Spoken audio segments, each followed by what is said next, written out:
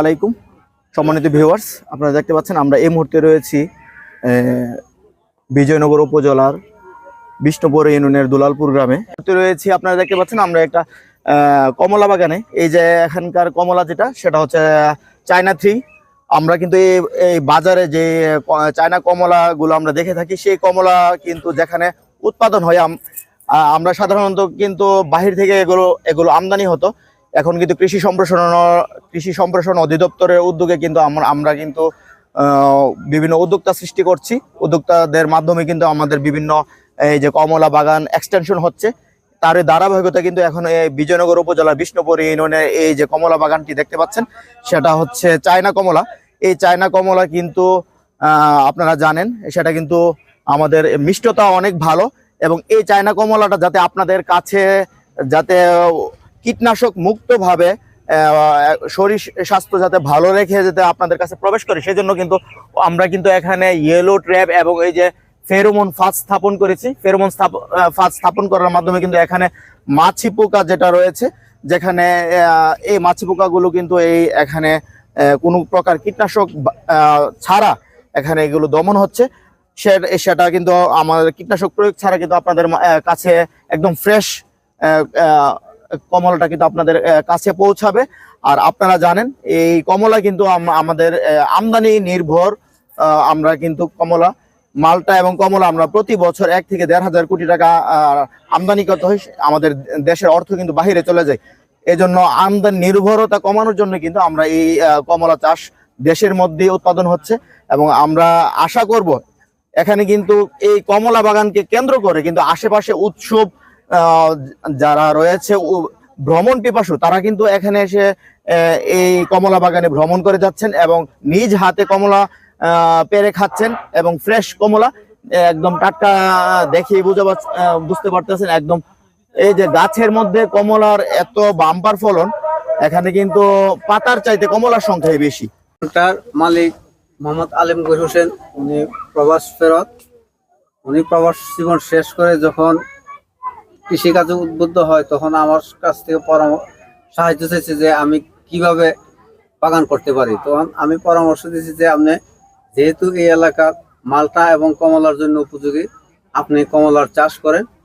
উনি আমার কথা শুনে এবং ইউটিউব চ্যানেল দেখে চুয়াডাঙ্গা থেকে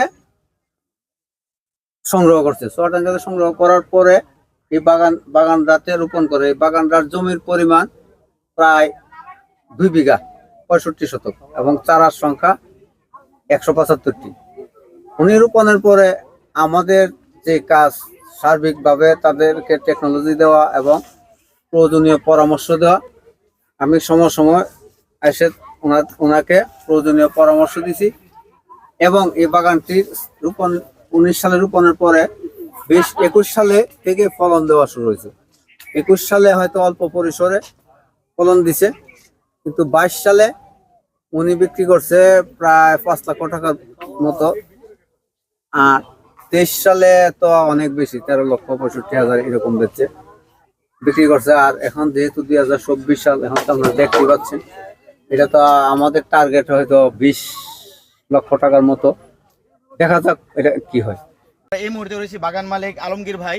আপনারা জানেন গত বছরও আমি ভাইয়ের ইন্টারভিউ নিয়েছিলাম, আপনারা অনেক মন্তব্য করেছিলেন, এই জন্য ভাইয়ের কাছে আবারও চলে আসলাম। এবছর গত বছরের চাইতে তো এবছর আলহামদুলিল্লাহ ফলনও ইনশাল্লাহ ভালো দেখতেছি। তো আপনার এই জার্নিটা যদি একটু বলতেন, আপনি কিভাবে শুরুটা এবং এখন এবার প্রতি বছর যে এক্সটেনশন হচ্ছে এই জার্নিটা যদি একটু বলতেন। শুরুটা তো আসলে এটা পরিচর্যার উপরে, সাহসিকতা পরিচর্যার উপরে। আর আলহামদুলিল্লাহ যেভাবে বিয়ারিং আমার এই কমলাগুলা দেখেন কি সুন্দর কালার হয়েছে, ঠিক আছে, এগুলা সবই পরিচর্যার উপরে। আপনি পরিচর্যা করতে হইব, পরিচর্যা ভালো করলে ভালো বিয়ারিং হইব, ঠিক আছে। আর আমার তো এখানে আজকে 3 বছর যাবত এখান থেকে আমি তো আর বাজারজাত করি না, কোনো পাইকার রোদে নেই। এখানে পাবলিকটা আসে, আর পাবলিকটা তো দেখতেই পাচ্ছেন পাবলিকটা কীভাবে নিতে সবাই দেখে 5 কেজি 10 কেজি বিক্রি করে সবাই এখান থেকে কিনে নিয়ে যায়। আলহামদুলিল্লাহ ভালো সেলও এখানে। হ্যাঁ, আমার আর বাজারজাত করতে হয় না। তো এই উনি আপনারা ওনার মুখই শুনে না, আমরা কিন্তু এখান থেকে মানে বাজারজাত করার জন্য কোনো বাজারে যেতে হচ্ছে না। এখানে যারা ভ্রমণ পিপাসুরা কিন্তু আশেপাশে ব্রাহ্মণবাড়িয়াতে কিন্তু ব্যাপক একটা সাড়া ফেলেছেন উনি। এই এই তরুণ উদ্যোক্তাদের হাত ধরেই কিন্তু আমরা উপজেলা কৃষি অফিস বিজয়নগর আশেপাশে আরও উদ্যোক্তা তৈরি করার জন্য চেষ্টা আমরা করে যাচ্ছি, যাতে আমাদের বাগান এক্সটেনশন হয়। এই যে হ্যাঁ, বিশেষ করে বাজারে আপনার এই যে গাছে এটা তো আর কোনো কিছু ফরমালিং নাই, কোনো কিছু নাই, ঠিক আছে। এখন যেভাবে কালার হয়েছে এবং মিষ্টিয়তা, আর মিষ্টিয়তা তো আপনি দেখবেন এটা আসলে হাতে ছিঁড়তে নাই, এখন আপনারা হাতে ছিঁড়া দেখাইতেছি, ঠিক আছে। আপনি তো খাইয়েই বলবেন যে আমার মুখের কথা বললে চলবে না, আপনি খাইবেন, দেখবেন, ঠিক আছে। আপনার মুখে আপনি বলবেন যে এটা কি ভালো মিষ্টি নাকি খারাপ নাকি না টক। আপনি খান খান খান লন। এটা তো এই যে দেখতে পাচ্ছেন একদম কালারটা কিন্তু আলহামদুলিল্লাহ অনেক ভালো। আর বিশেষ করে এগুলা ঘরে যদি 2-4-5 দিন রাখা যায় একদম তো তাজা, ঠিক আছে। সাইটার জাতীয় আপনার ঘরে 2-4-5 দিন রাখলে এটা আরো মিষ্টি বেড়ে যায়, মিষ্টি পারে। ঠিক আছে। এখন যে হালকা একটা টকটক ভাব আছে, এই টকটা আর থাকে না। এই সাইট্রাস আমরা কিন্তু এই সাইট্রাসের কিন্তু অনেক উপকারিতা রয়েছে। এটা সম্পূর্ণ, প্রথমত হচ্ছে সম্পূর্ণ কেমিক্যাল মুক্ত, আর 2 নম্বর হচ্ছে আমরা কিন্তু এই যে সাইট্রাস এটা কিন্তু আমাদের তারুণ্য ধরে রাখে। আমরা কিন্তু সাইট্রাস ফল খেলে আমাদের লাবণ্যতা বৃদ্ধি পায়, এবং আমরা কিন্তু এই সাইট্রাস খাওয়ার মাধ্যমে কিন্তু ভিটামিন সি যে চাহিদা, ভিটামিন সি কিন্তু আমরা প্রতিদিন খেতে হয়। এটা কিন্তু শরীরে জমাট থাকে না, এই জন্য আমাদের প্রতিদিন ভিটামিন সির প্রয়োজনীয়তার কথা বলেন আমাদের ডক্টররা।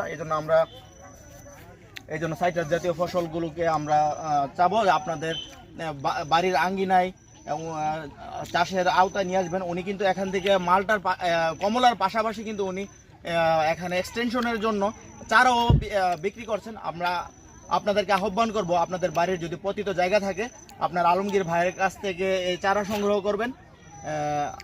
আপনাদের বাড়ির মধ্যে এই কমলাটাকেও এক্সটেনশন করবেন। এই কথা বলে আজকের মতো এখানে বিদায় নিচ্ছি। ধন্যবাদ আপনাদেরকে। আসসালামু আলাইকুম।